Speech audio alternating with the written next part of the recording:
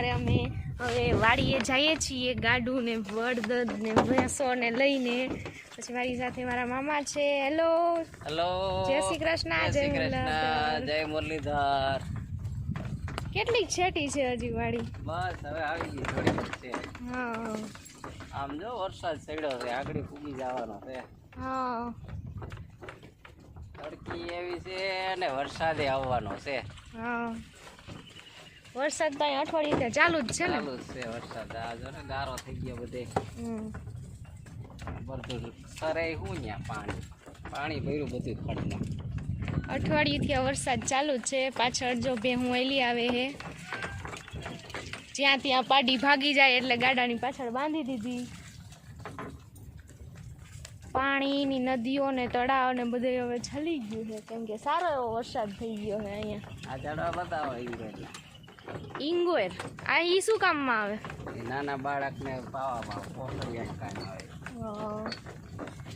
હજી તો કાચા હે ને, પાકી જાય મોટા થઈ જાય પછી કામ આવે. બળદ નાખવા પડે કે એકલા એકલા વયા જાય? એકલા વયા જાય. એકલા વયા જાય.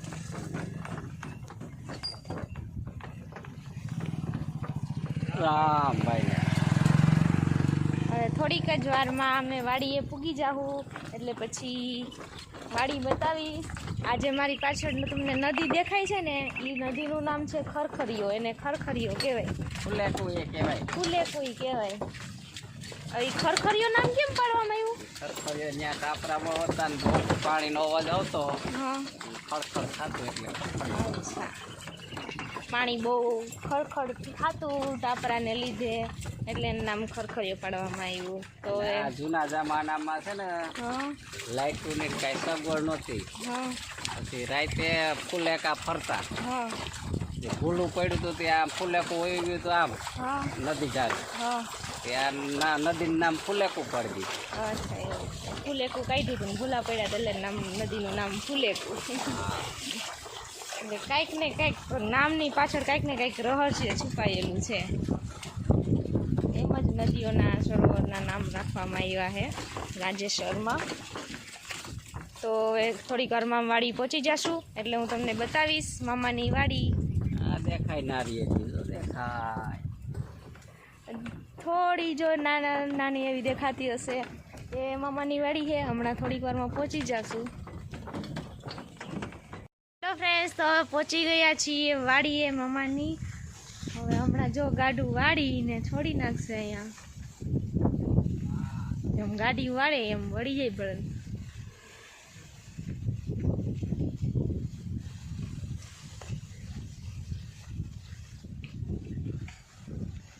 આ મામાની વાડી છે, બાજુમાં જ ડેમ છે મોટો.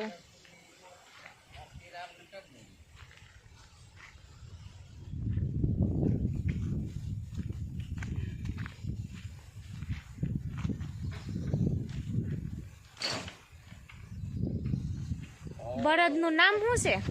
મોતીરામ. બીજાનું નામ ટબુડી. હા. ઓ હે ભાઈ, પાણી પીને પેલા હવે વાડીએ પૂગી ગયા. પછી હમણાં જાહે ભેહું ચારવા.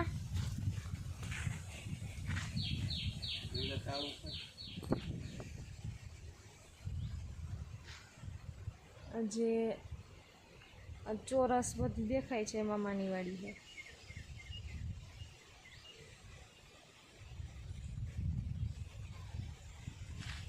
પોપૈયા છે, જેને ખાવા હોય એ લઈ જાજો. અને વરસાદી માહોલ છે. વાણિયા જો કેટલા બધા આવ્યા અહીંયા ઉડે છે, દેખાય. હવે બીજા મામાની વાડીએ જઈશ. અને મામા છે ભેહું ચારવા ગયા છે. બળદને અહીંયા ઓલા કહેવાય ને રાહોદા કરી દીધા, મતલબ રાહી બાંધીને. એટલે હવે એટલામાં જ્યાં સુધી રાહી પોતે ત્યાં એટલામાં બધી ચરશે એની રીતે.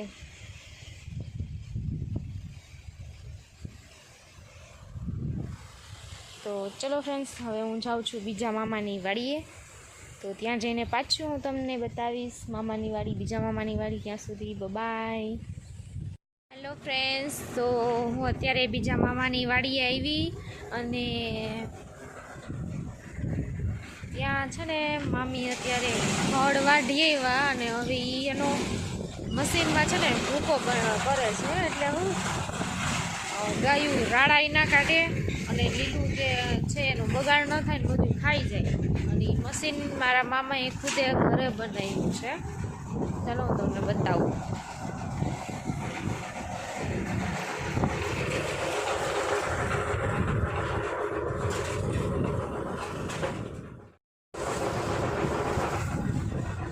એ મશીન લાઇટ ઉપર આવે છે, મોટર ફિટ કરી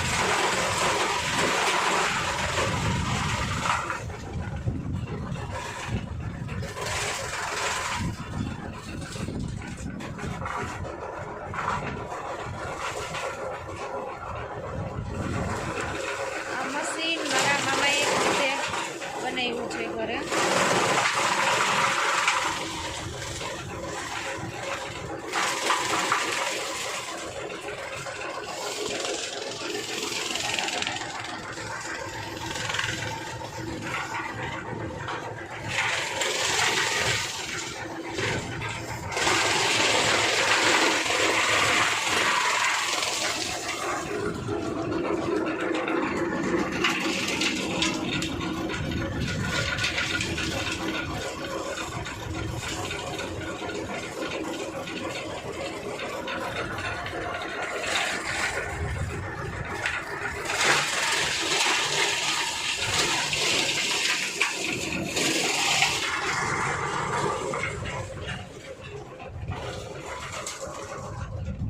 મામા બહુ કાંઈ એટલું ભણ્યા તો નથી, પણ એનો મગજ બહુ જ હાલે, એમ કે બહુ માસ્ટર માઇન્ડ છે.